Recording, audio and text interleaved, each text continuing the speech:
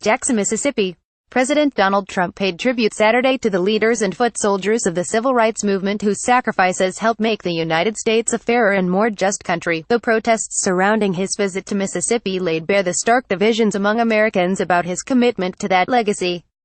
As Trump gazed at an exhibit on freedom riders at the new Museum of Mississippi History and the Mississippi Civil Rights Museum, demonstrators near the site held up signs that said, "Make America Civil Again," and "Lock him up." Some shouted, "No Trump, no hate. No KKK in the USA." Trump spent about 30 minutes at the museums, gave a 10-minute speech to select guests inside and then flew back to his Florida estate, skipping the public schedule of the dedication ceremony held outside on a chilly day. He spent more time getting to Jackson than he did on the ground. Trump's remarks steered clear of addressing the anger that his participation had sparked leading up to the dedication. In a deliberate voice and rarely diverting from his prepared words, the president sought to honor the famous and the anonymous for their efforts on behalf of freedom for all. The Civil Rights Museum records the oppression, cruelty and injustice inflicted on the African American community, the fight to bring down Jim Crow and end segregation, to gain the right to vote and to achieve the sacred birthright of equality. "And it's big stuff. That's big stuff," he said. "Those are very big phrases, very big words. Here we memorialize the brave men and women who struggled to sacrifice so much so that others might live in freedom," he said. The national president of the NAACP and the mayor of Mississippi's capital city said they kept their distance from Trump because of his pompous disregard for the values embodied by the civil rights movement.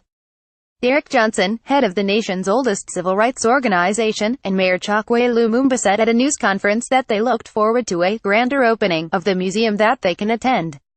Johnson, a Mississippian, charged that Trump opposes labor rights, education, health care and voting rights for all Americans. "We will never see the stage to an individual who will fight against us," Johnson said. "We will not allow the history of those who sacrificed to be tarnished for political expediency." Johnson and Lumumba spoke to about 100 supporters, including some who participated in the civil rights demonstrations of the 1960s, at Smith Robertson Museum and Cultural Center, which was once the first public school built for African Americans in Jackson.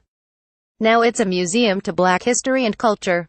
Lumumba called Trump to task for his pompous disregard for all of those factors that will not enable us to stand with him today. The state's Attorney General, Jim Hood, criticized Republican Gov. Phil Bryant for inviting Trump. "It threw cold water in the face of people who fought the battles for civil rights," Hood said. Trump, in his speech, reflected on the past and hoped for a bright future, drawing on the achievements of civil rights veterans. "Today we strive to be worthy of their sacrifice. We pray for inspiration from their example. We want our country to be a place where every child from every background can grow up free from fear, innocent of hatred and surrounded by love, opportunity and hope. Today we pay solemn tribute to our heroes of the past and dedicate ourselves to building a future of freedom, equality, justice and peace." Quote, among the high-profile figures to stay away was U.S. Rep. John Lewis, DGA, a leader of the civil rights movement. Lewis, who was among scores of Democratic lawmakers who skipped Trump's inauguration in January to protest his record on race, said Trump's presence at the museum opening was an insult. The White House accused Lewis and others of injecting politics into a moment it said could be used to bring people together. Trump has been accused of harboring racial animosity, and critics cite his blaming of both sides for deadly violence at a white supremacist rally in Charlottesville, Virginia, over the summer.